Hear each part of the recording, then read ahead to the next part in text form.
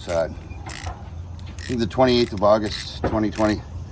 I'm in Robert, Louisiana, and left my wife not a week ago of I don't know, maybe 4.5 years marriage. 4.5 years being together.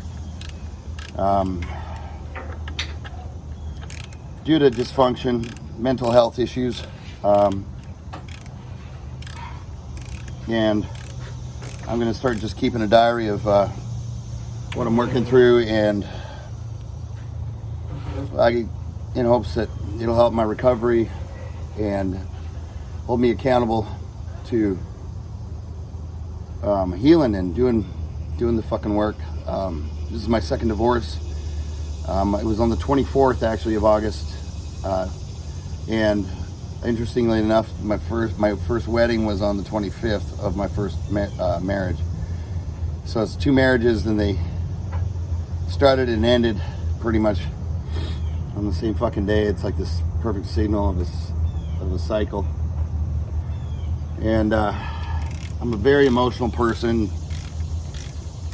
I come from a history of a lot of childhood trauma, an immense quantity of childhood trauma from a very abusive father, who put me through every form of trauma that's possible and exposed me to endless danger.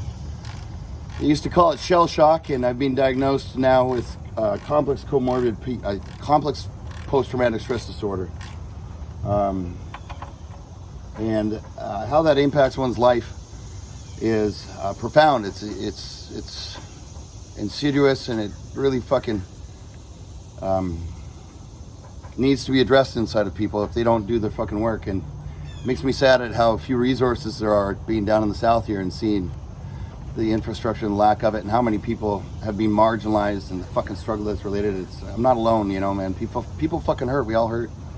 And I feel blessed that I have a mind to work with, and that I had a support network after my father was out of my life to be able to even fucking be here the way I am. And the amount of damage that has done in my life, not having the tools and not doing the work. Biggest one is not doing the work. I have to take ownership and not lay blame elsewhere, because at the end of the day, my life is it's mine, man.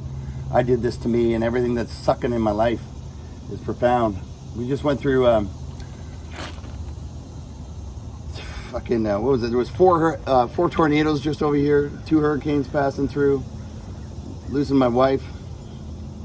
I left her. I didn't know if I was going to be able to pull it off, and I was hoping that I could fucking go heal and we could come back and we both do our fucking work, but that's it's not going to happen. I don't think. It's highly improbable. Fucking we got evicted. I did a GoFundMe, and all my fucking friends and some of her friends pitched in and helped us move, and then I lost the home that she moved into because she said get the fuck out, and I'm not going to fucking toss her to the street. So now I'm an hour outside of New Orleans and in the country, away from everything. I lost a ton of friends, and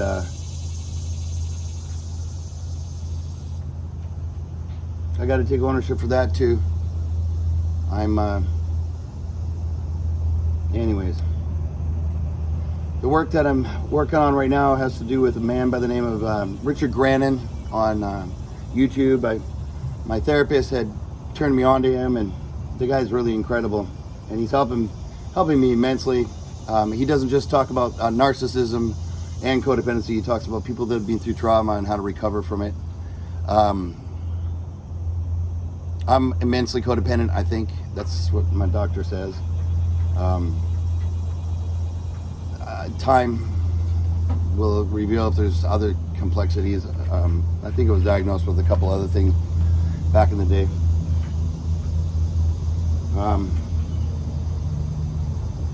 So one of the things that happens is that my trauma responses are incredibly dysfunctional when I feel that I am wounded. Operational words feel that I am wounded. I'm not necessarily being wounded, but the structure with which relationships seem to come together, especially intimate ones, is that people get to know each other and do an interview and find out whether or not their morals and ethics are congruent. And in a relationship, the wounding begins when that agreement that we're congruent in the structure with which we've found, oh, this is who I am, this is who you are, wow, we fit, and when that congruency is betrayed, it's like that wasn't the rule. No, you don't do that. And that wounded response for a functional person, I don't know how to do. It puts me into an emotional state that's very similar as the panic that came from my childhood, lack and limitation and grasping for things, and it's done from a place of fear and terror, doubt, and that fucks relationships up, especially if the other person as well has mental illness. There's just no coping mechanisms if there's no infrastructure and you don't have a support network and such. And my role in the descent of our marriage was that. It was not responding to my hurt in a functional manner, which I don't right now. The best I could say about it is that when you figure out that somebody's not who you thought they were, and I read something that said, I don't know, I heard it, and I think it was Richard Grannon who said it, forgiving the non-repentant is like writing in water. And if somebody decides, no, that's, and denies you the opportunity to have closure or fix it and be like, hey, yeah, man, I saw that hurt you, and there's options at that point in time for them to be, yeah, I hurt you, I'm sorry that you're hurting right now. And then they can say, I won't do that anymore. That was a bad thing to do, which would be just outright ownership of it. The other option, this is Richard Grannon stuff, is to say, I see that hurt you, and I don't want you to hurt, and that wasn't my intention. I'd like to clarify what was going on there. They don't have to fucking change their behavior unless they want to, right? I mean, that's our right, is to choose. And if they don't change their behavior and they know that they hurt you and they didn't want to, but that's their behavior, that's who they are then. So you have to, I would have to then at that point in time decide, can I live with that? I can't punish them, because if they say that's who they are, then I'm accepting that. I don't get to resent them for being like that after I've accepted it. And then the other option is, the person can, another thing that people do is they avoid accountability and just go silent on you. Some people just reject being told that they've done something wrong because they have a bad history of being shamed or punished, and it infuriates them. And you might not get resolution with things. And that was in my case, that was what I was dealing with, was a person who just didn't give me what I was hoping. And I kept saying, sorry, battery's getting close to dying, I'm gonna have to plug in. At least fucking say that you see that I'm hurting and show me some real empathy. And she just fucking got infuriated with me telling her how to do anything, because she was having a fucking response to me fucking laying blame and couldn't get past that. So, for whatever reasons, I'm not a doctor and it's not my fucking job, so I gotta do me. And at that point in time, I have a choice to stay or to fucking leave, and I didn't leave, and it just kept fucking happening, and it just deteriorated in my trauma response. Made me a worse and worse husband. I held resentments, which is very common. Sort of like the first mark of a codependent person. And then I end up chasing around and trying to fucking make things, you end up fucking constantly having to investigate what's going on and figuring out what the fuck and why the fuck you're not deserving this form of love. And it's I'm sure it's asphyxiating for another person who's not who's functional or whose dysfunction is totally doesn't allow for that kind of, that's just restricting. It's dysfunctional on my part to behave like that. And if they're not going to turn around and go, yo, this is what you're doing, and it's very restricting, what can we do about that? Then you're up shit creek. You're just going to be poisoning the relationship, and it's going to bleed into everything.